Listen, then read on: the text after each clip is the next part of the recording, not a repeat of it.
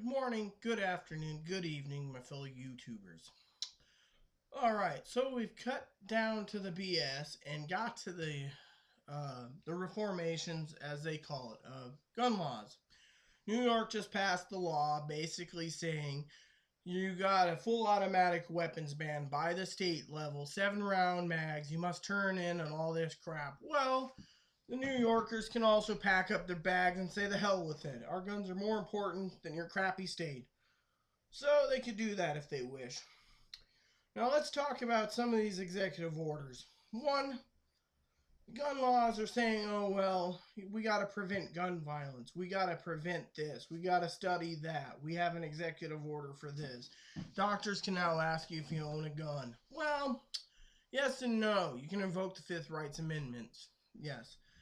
States can do their own thing for invoking gun bans. The problem is the state tries to ban certain people from owning those guns, even if they're not mentally ill, or, that's singling them out, which means they've violated the Second Rights Amendments, and therefore the state should be punished. Yes. Now, most of the people are law abiding citizens that own guns for recreational, for enjoyment, and for just everyday defense. And people say if you own a gun, let's hope like heck you never have to use it in a home defense situation. Right. That is good and well. That is totally good and well. I have friends that are transsexual that are owning, they claim, Uzis, MAC 10s, MP40s, AK 47s, fully automatic weapons, which, by the way, they get those. You either have to have them from the wars, or you have to pay a heavy thing of like $20,000 or $30,000 or more. Heck, another thing someone asked me a while ago was silencers. I say ban them. No one needs to have a silencer on a 22 and sitting there. Wrong. You don't need a silencer. It's a useless tool. Silencers are used for assassins. No one needs a 50 cal sniper rifle, let's just say, marked. I don't know how long they're marked for. I've heard people say they're marked for 9 miles. You don't need something that windage and everything. By the time you're one point and the other point is here, let's just say this is 8 miles, the bullet will miss because the person can just sit there and walk off. They can't have a high powered scope for that long. But then again, I don't know anything about sniper rifles. I'm not an expert. I find a firearm, the best bet for defense would be a shotgun, side by side, under and over. The barrels, each barrel fires individually. You don't want one of those. I don't know. How do you pronounce it? The Chipia or the Chippa? 3-barreled 12 gauge that fires 3 shells at once. There'd be nothing left of a person. That is not common sense. There you go. Common sense laws need to take hold. For a self-defense situation, to disable someone, you only need 1 bullet. Not 10, not 1. I've heard rumors someone broke into someone's house recently. I think it was a rape victim or something. I can't remember the article, but they want to nail her for excess force, I think it is, because she used 5 rounds. Not 1 to disable, but 5. I hear people say, well, someone breaks in your house, drop him in there, even if it takes 3 rounds. Yeah, okay. The question is, do we really want to ever get to that situation? No, we don't. Therefore, it's our duty to protect the best way possible. Yeah, if you own a gun safe, you're fine. If you own it and you only have access to it, you're fine. If you have a wife and she owns a gun, let her have her own gun safe. Then there's no complications. If you have little kids there, own a gun safe. If they somehow breach your gun safe, then there's a problem. Make sure you have one that's got the old tumblers in it. The left, right, left, or right, left, right combination setup. Then you have a key to unlock it, and then you pop the door and it opens. Otherwise, if you got one safe with a key only, no combination, there's a problem. Kids get a hold of that key and they say, oh, look, Billy, I got that new toy. Wrong answer. Best bet is to protect yourself with a gun safe.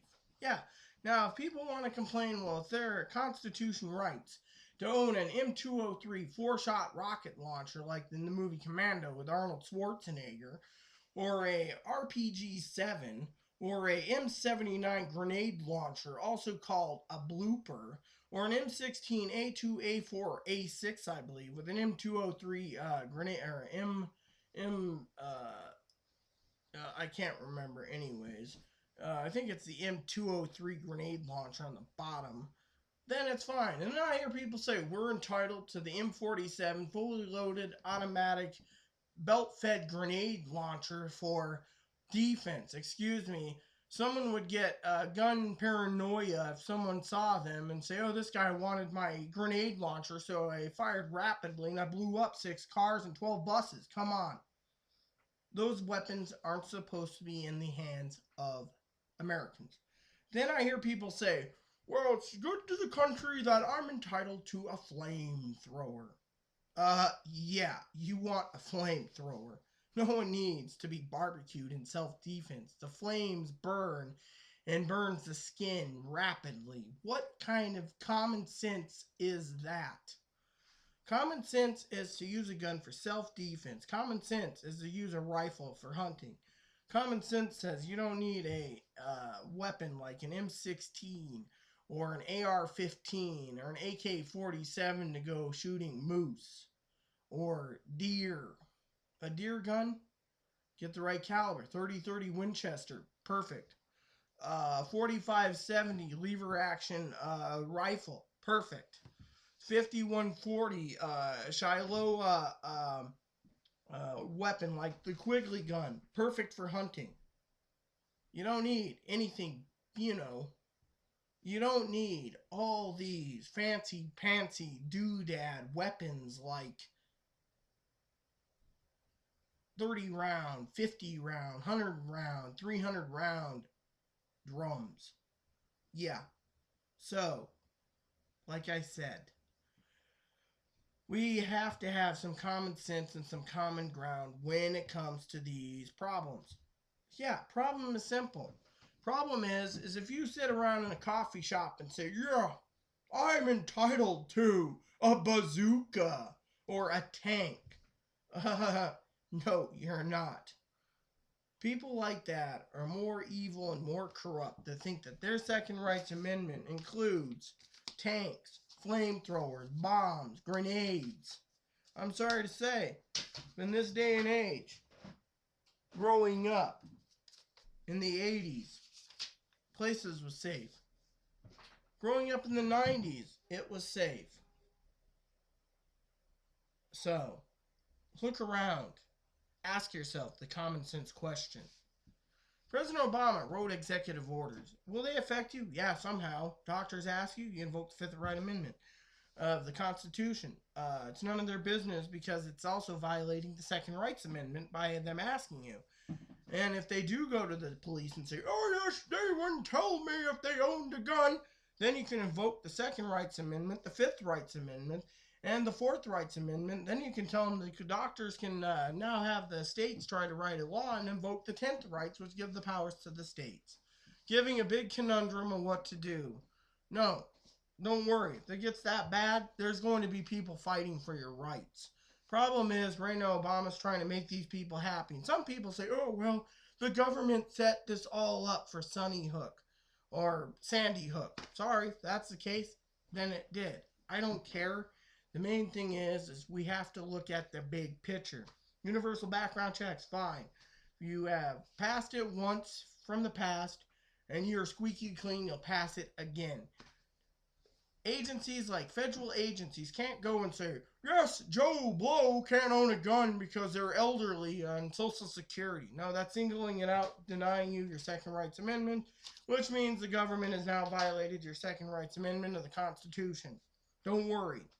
Please add and subscribe if you like. Please post comments in the box if you like. And please look for more videos. Thank you and have a nice day.